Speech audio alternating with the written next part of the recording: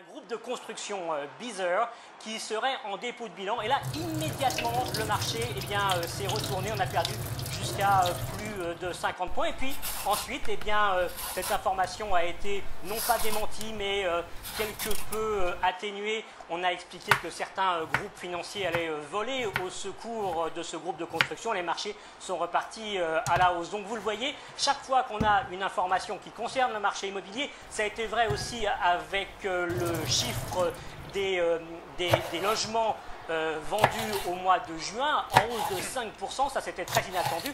Et là, on a vu le Dow Jones partir à la hausse. En fait, ce qui se passe, c'est que l'idée répandue ici, c'est que cette crise du marché des crédits immobiliers à risque, ne met pas en danger fondamentalement le système bancaire et même le marché de l'immobilier en général. En revanche, dès qu'on a une information qui fait douter de cela, évidemment, on voit des effets sur le marché tout de suite. Des conditions objectives qui sont, disons, plus faibles que d'autres personnes en termes de revenus, etc.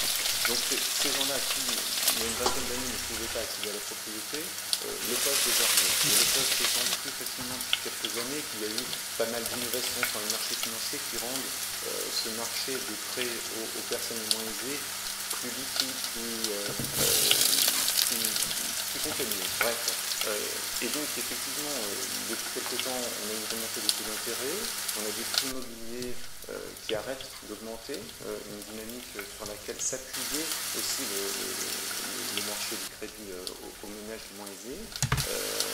Et fatalement, à partir de ce moment-là, j'ajouterais aussi que l'économie américaine globalement va un petit peu moins bien, donc il y a un petit peu moins de revenus.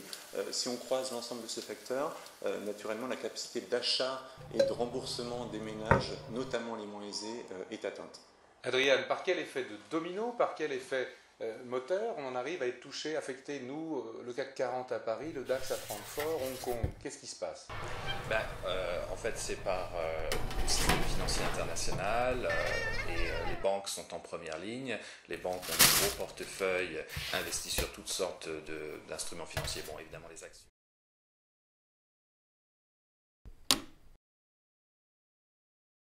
Dans le monde. Tout à fait. En fait, sur le milliard de personnes qui souffrent de la faim dans le monde, il y en a 642 millions qui sont en Asie.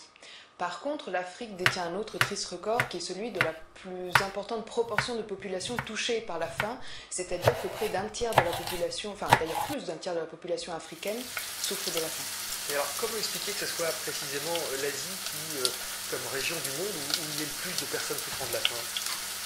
Si vous voulez, il y a un écart. Ce n'est pas parce que un pays a une croissance économique très forte que toute la population peut bénéficier de cette croissance. Si on revient à la question du départ, quand on parlait qu'est-ce que c'est que l'insécurité alimentaire, c'est clairement un problème de pauvreté dans certains cas et du coup d'accès à la nourriture.